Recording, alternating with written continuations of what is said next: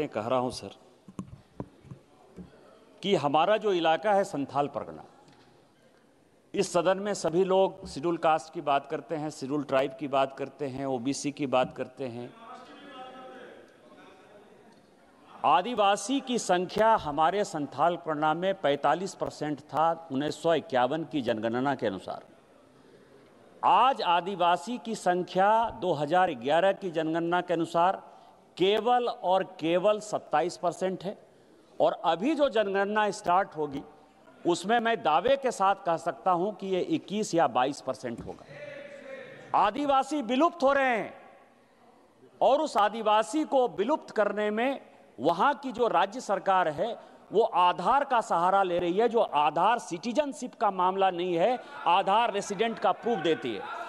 उसके आधार पर बांग्लादेशी घुसपैठिए वहां आ रहे हैं, हमारी लड़कियों के साथ शादी कर रहे हैं, जल जंगल जमीन पर वो कब्जा कर रहे हैं। और इस कारण से एक दिन ऐसा आएगा, अभी जनगणना हो रही है, 2008 की जनगणना हमारे यहाँ नहीं हुई सर, झारखंड में 2008 की जनगणना इसलिए नहीं हुई कि आदिवासी की संख्या घटने के कारण 1 लोकसभा की सीट और 6 विधानसभा की सीट आदिवासी की समाप्त हो रही थी। और अभी जब जनगणना होगी फिर मुझे लगता है कि झारखंड में फिर से परिसीमन नहीं होगा, क्योंकि इस बार 2 लोकसभा की आदिवासियों की सीट और कम से कम 12 विधानसभा की सीट घटेगी। और ये सभी को, पूरे देश के लिए एक समस्या है कि आदिवासियों की संख्या घटकर बांग्लादेशी घुसपैठिए बढ़ रहे हैं, जो हमारे बहू बेटियों का इज्जत लूट रहे हैं। इसीलिए आपके माध्यम से मेरा आग्रह है भारत सरकार से कि वहां एनआरसी लागू करिए और कोर्ट का जजमेंट यही कहता है, और बांग्लादेशी घुसपैठियों को भगाइए, नेस्तनाबूद करिए और हमारे झारखंड और संथाल परगना को बचाइए। माननीय सदस्य श्री धर्मेंद्र यादव जी। बहुत बहुत धन्यवाद सभापति जी। सभापति जी, मैं अपनी पार्टी के माननीय सदस्य नरेश उत्तम जी और माननीय सदस्य नीरज मौर्य जी की बात से अपने को जोड़ते हुए ये कहना चाहता हूँ, बाबा साहब भीमराव अंबेडकर जी ने कहा कि जिस समाज को कमज़ोर करना उसको शिक्षा से वंचित कर दो। मैं समझता हूँ उत्तर प्रदेश की सरकार समाज के दलित, पिछड़े, आदिवासी, मजदूरों, किसानों, बुनकरों, छोटे छोटे गरीबों के परिवारों को मुख्य धारा से दूर करने के लिए शिक्षा से वंचित करते हुए जा रहे हैं। सभापति जी, आज़ादी के जहां हम अमृतकाल मना रहे हैं, वहीं उत्तर प्रदेश के अंदर एक अलग तरह का सामंतवाद है, जहां हम लोग शिक्षा अधिकार अधिनियम के तहत हमको ये कानूनी बाध्यता है कि हर बच्चे को शिक्षा उपलब्ध कराई जाए। वहीं उत्तर प्रदेश के अंदर बड़ी विडंबना है, 1,26,012 स्कूल बंद कर दिए गए, 5,000 स्कूल मर्जर कर दिए गए, 2 लाख से ज़्यादा वहाँ पे शिक्षकों की भर्ती रोक रखी है।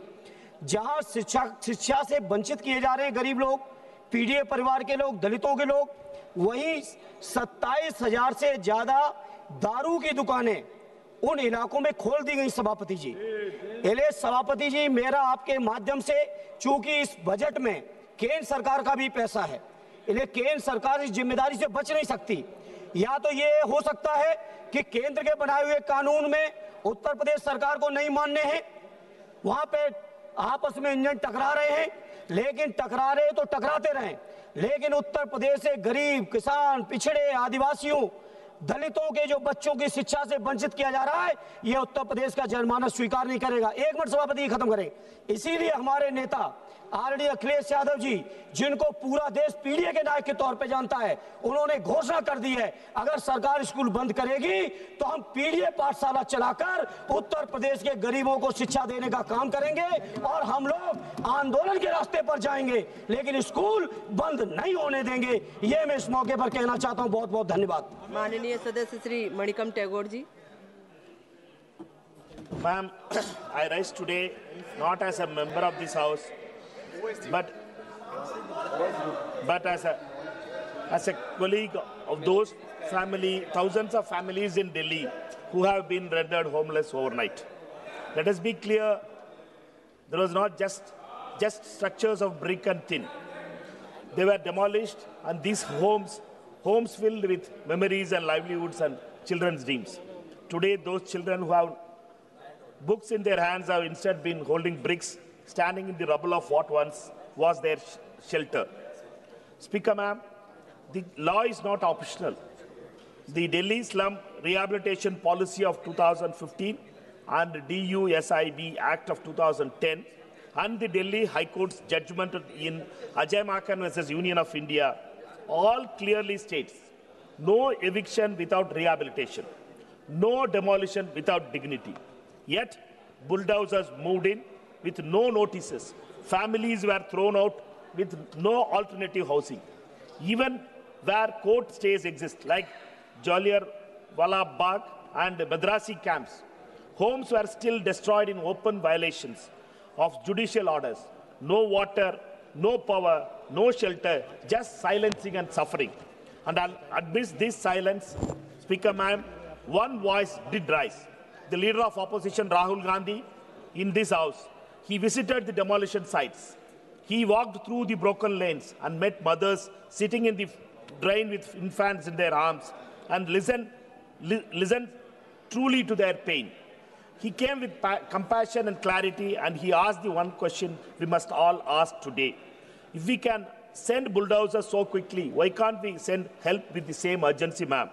Before elections, the ruling party friends spent nights in the same bastis. They made promises, jahan juggi, wahan makan. But now, after the elections, it has become jahan juggi, wahan bulldozer. This is not governance. This is abandonment, madam. It is time for this house to take notice, because how we treat the poorest amongst us is not the side issue, but it is the very soul of this democracy itself. माननीय Thank you, सदस्य ma'am. Shri Indira हंग सुब्बा जी। धन्यवाद सभापति महोदय। आज मैं सिक्किम के संदर्भ में एक ऐसा मुद्दा को यहाँ रखने जा रहा हूँ सभापति महोदय कि जो 2 दशक से अविलंबित है। लिम्बू और तामांग ऐसे 2 कम्युनिटीज़ जिसको 2003 साल में शेड्यूल ट्राइब में इंक्लूड किया गया, लेकिन 2 दशक के बाद आज भी इनका seat reservation Sikkim legislative assembly में नहीं हुआ है। 371F के अंतर्गत सिक्किम के लिम्बू और तामांग कम्युनिटीज़ का सीट रिजर्वेशन किया जा सकता है, और शेड्यूल ट्राइब होने के नाते आर्टिकल 332 भी मैंडेट करता है कि शेड्यूल ट्राइब को सीट रिजर्वेशन मिलनी चाहिए। सभापति महोदय, इस 18th लोकसभा के शुरू से ही गोवा के संदर्भ में शेड्यूल ट्राइब को सीट रिजर्वेशन देने के लिए readjustment of representation of schedule tribes in the assembly of Goa, इसको ऑलरेडी हाउस में रखा गया है और इसको पास करना अभी जो बाकी है। लेकिन सिक्किम के शेड्यूल ट्राइब जो लिम्बू और तामांग है, इनको भी शेड्यूल ट्राइब लिस्ट में 2003 में ही इंक्लूड किया गया था, लेकिन आज तक रीएडजस्टमेंट का कोई बात नहीं हुआ।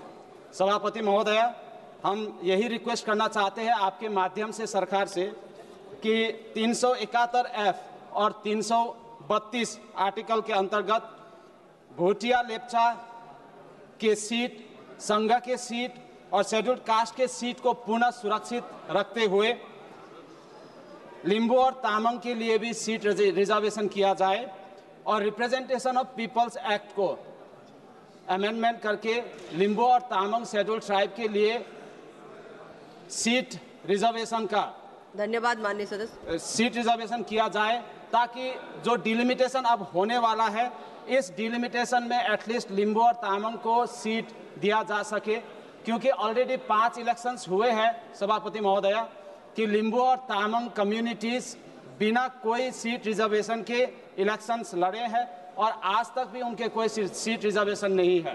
तो हम आपके माध्यम से सरकार से यही निवेदन करते हैं कि लिम्बू और तामांग के ये अविलंबित बहुत ही लॉन्ग पेंडिंग इश्यू को रिजॉल्व किया जाए और सीट रिजर्वेशन किया जाए। Thank you madam. माननीय सदस्य Shri Gurjeet Singh ji. Thank you chairman ma'am. मैं एक बहुत ही महत्वपूर्ण विषय आपके ध्यान में लाना चाहता हूँ।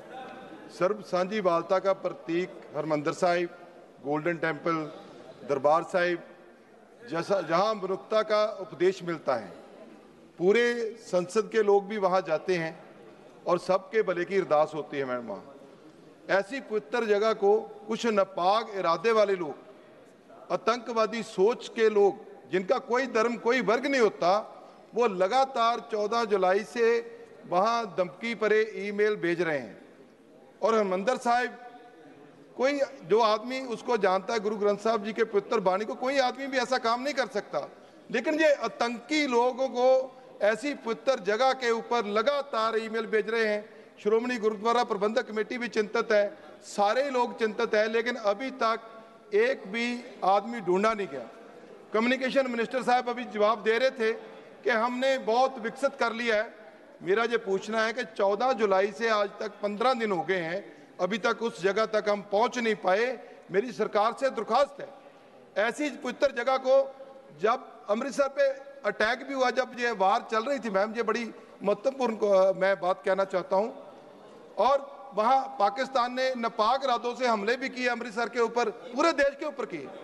लेकिन मेरी रिक्वेस्ट है, ऐसी मानवता वाली जगह को नो वार भी घोषित करना चाहिए। सरकार को ये मुद्दा इंटरनेशनल उठाना चाहिए, और ये जो नापाक इरादे वाले लोग हैं, इनको सरकार जल्दी से जल्दी पकड़कर सलाखों के पीछे फेंके। धन्यवाद। माननीय सदस्य श्री अनुराग ठाकुर जी।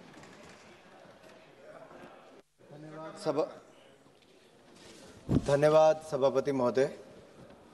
कल ऑपरेशन सिंदूर की चर्चा के दौरान एक नेता ने छोटी मुंह ओछी बात कर दी, 50% दम दिखाने की बात कही।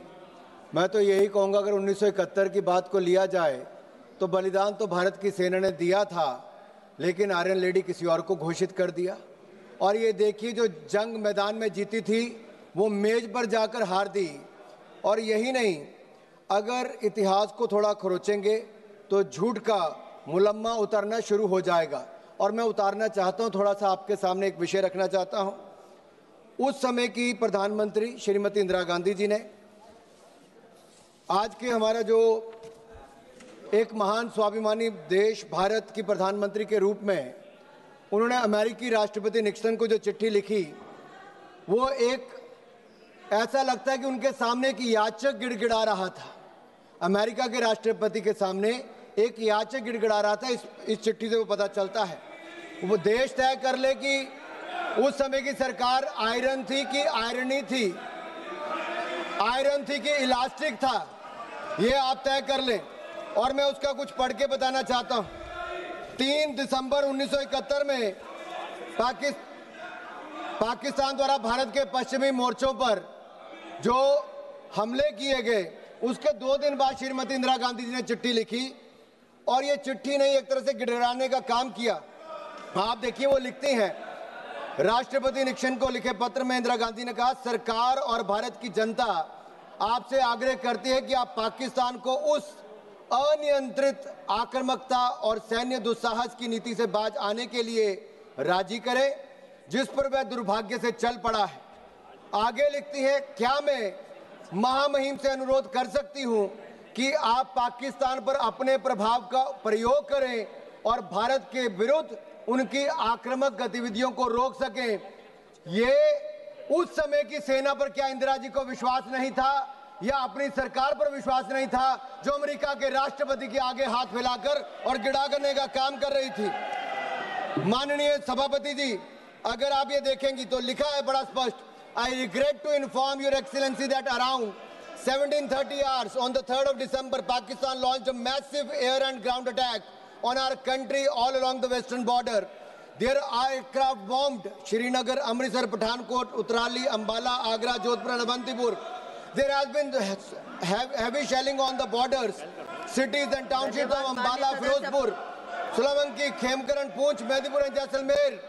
Sir, Madam आगे लिखती है, it is also significant that within the minutes of launching of the attack, the Pakistani publicity media launched a malicious propaganda offensive accusing India of having attacked Western Pakistan earlier in the afternoon. Madam, सवाल ये खड़ा होता है कि अगर उस समय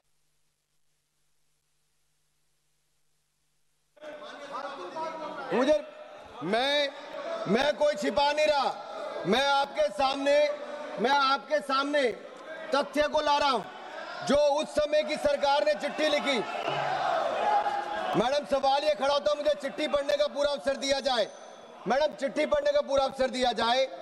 In this hour of danger, the government and the people of India seek your understanding and urge you to persuade Pakistan to desist forthwith from the policy of wanton aggression and military adventurism which it has unfortunately embarked upon. May I request your excellency to exercise your undoubtful influence with the government of Pakistan to stop their aggressive activities against India.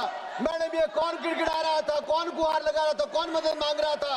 और मैं पूछना चाहता हूं, उस समय दम दिखाया या भारत को बेदम करके दिखाया आपने? इंदिरा गांधी जी ने अमेरिका के सामने दीनहीन भाषा में ये पत्र क्यों लिखा? और मैं पूछना चाहता हूं, अमेरिका के पास युद्ध रुकवाने के लिए आप क्यों गए थे? क्या आपको अपनी सेना पर विश्वास नहीं था?